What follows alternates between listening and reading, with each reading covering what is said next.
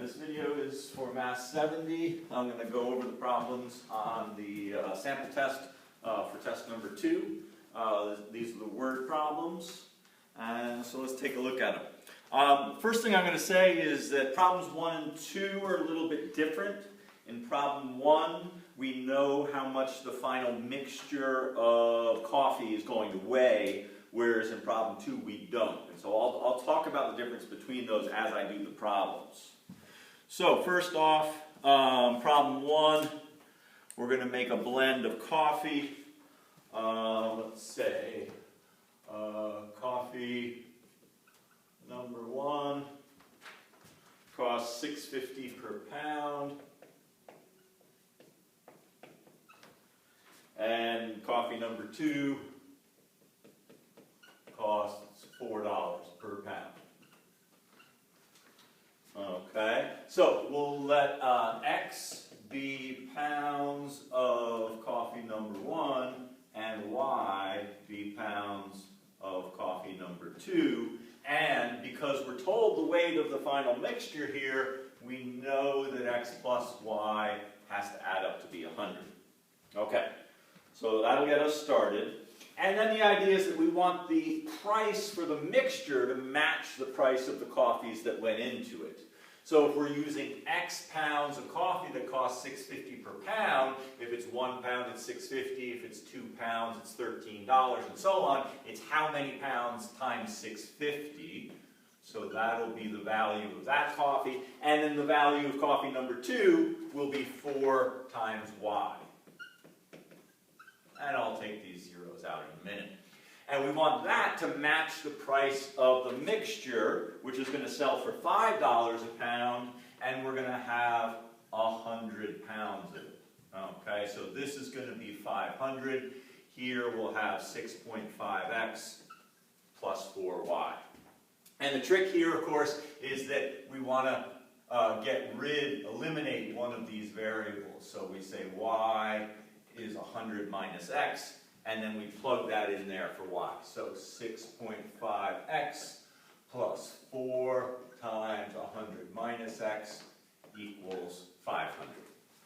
Okay, so there's our equation. Now we just need to solve it. Let's see, 6.5x plus 400 minus 4x is 500. So this will be 2.5x plus 400 is 500. So 2.5x equals 100. Divide on both sides by 2.5, and we get x is going to be 40 pounds. Let's see, did we answer the question? How many of each type of coffee should we use? So 40 pounds of coffee number 1 and 60 pounds of coffee number 2. All right, so there's problem 1, and like I said, in problem 1, we know the weight of the final mixture. Okay, in problem number 2, we don't. So I'll talk about that in a minute.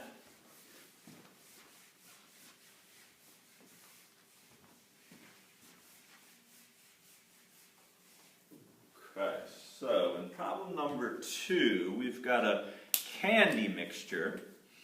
So let's say we've got candy number 1 sells for $2.50 per pound, but we know that we've got 30 pounds of that. Okay. Candy number 2 sells for $3.75 a pound.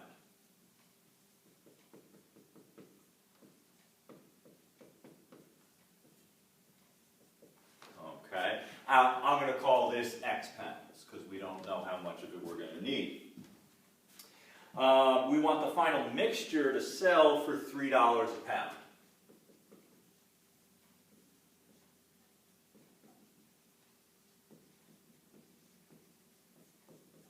Okay, so let's see. The candy number 1 is 30 pounds at $2.50 per pound. That's $75, but we're just going to say, okay, so 30 pounds at 250 per pound, and then X pounds at 375 per pound. So that's the value of the candies that we're mixing together into this final mixture. Now the final mixture is going to be $3 a pound, and we're going to have X plus 30 pounds all together. Right? However much of candy number 2 we get, we're going to add it to this 30 pounds of candy number 1 that we already have. So in the end, we'll have X plus 30. We don't know what that is right now. But when we solve this, we'll find out. So there's our equation. Let's see here. Yeah, so that 30 times 2.5. I think I said that was going to be 75. And then this will be 3.75x equals 3x plus 90. Okay, so I'll subtract the 3x on both sides. So this will be 0.75x plus 75 equals 90. What am I doing here? We want to subtract 75 on both sides. There we go. So subtract 75, subtract 75, and we come out with 0.75x equals 15.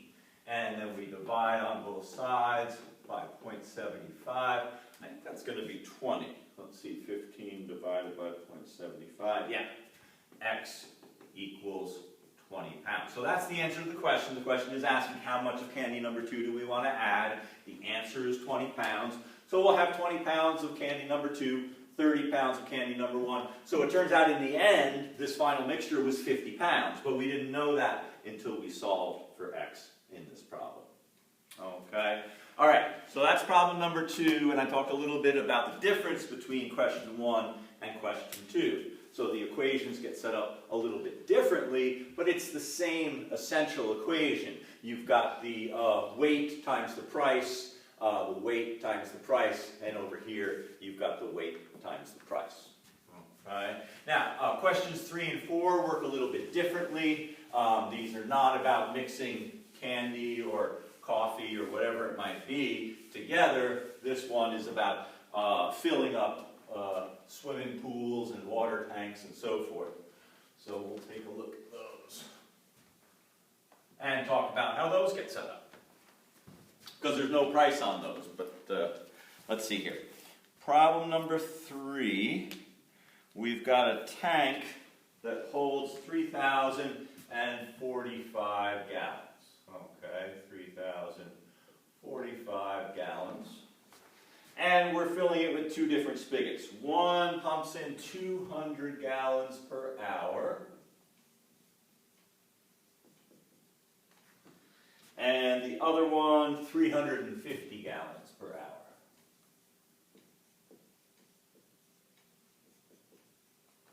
Now, they're not both running together all the time. Okay, what the problem tells us is that the sum of the running times is 12 hours. So let's say this one runs for X hours, this one runs for Y hours. Then we know that X plus Y must be equal to 12.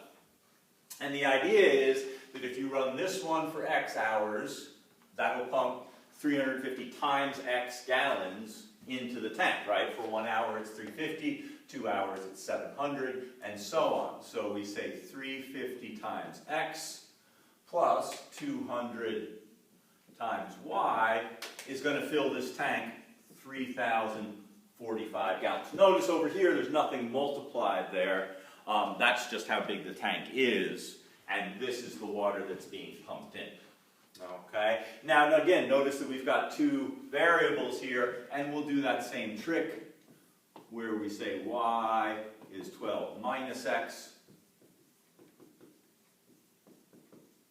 and plug that in for the Y in our equation. Let's see here. There we go. So now we'll have 350X plus 2,400 minus 200X is 3,045. All right. Let's see here. So 350X minus 200X is 150X. and then we'll subtract the 2400 to the other side. So 150x is going to equal, what is that, 645? Let's see what we get here. Divide on both sides by 150.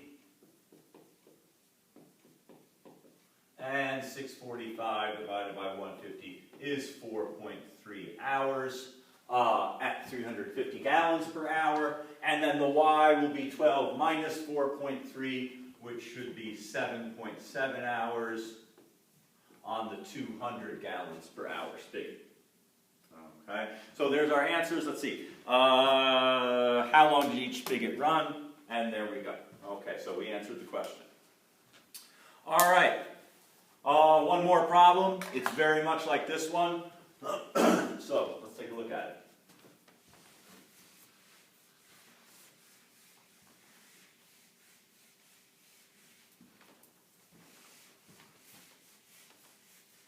Oh, I should have left that drawing of the tank because I'm going to have to make it again for this problem.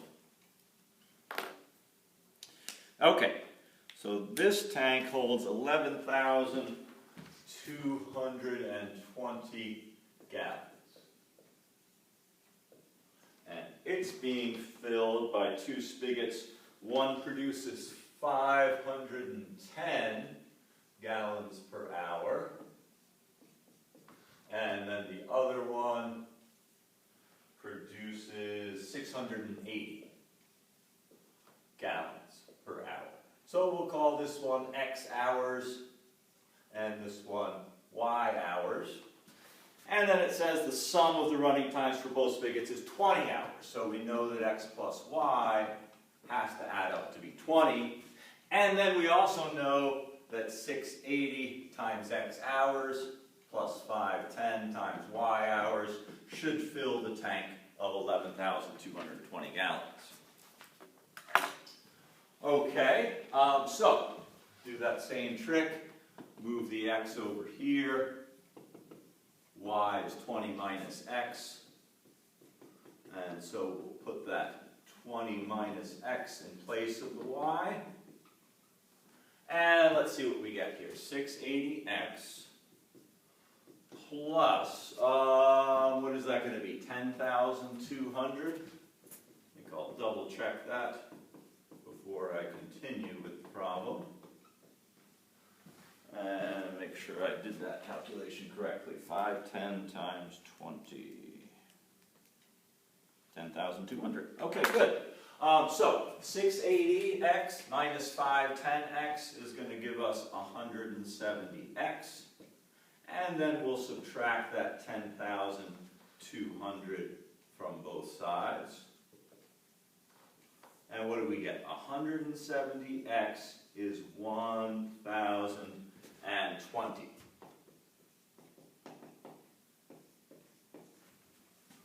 Okay. So let's see what we get when we do 1,020 divided by 170. 6.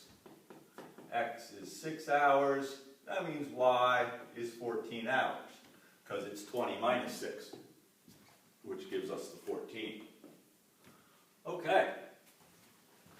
All right, so that's it for this test. It's just those 4 problems. You've got 2 mixture problems. You've got 2 of these filling tank problems. If you have any questions while you're working on these, I encourage you to seek help. You can talk to me about it. You can talk to the math lab about it. But it's important that if you don't understand something, that you get help with it. Thanks a lot.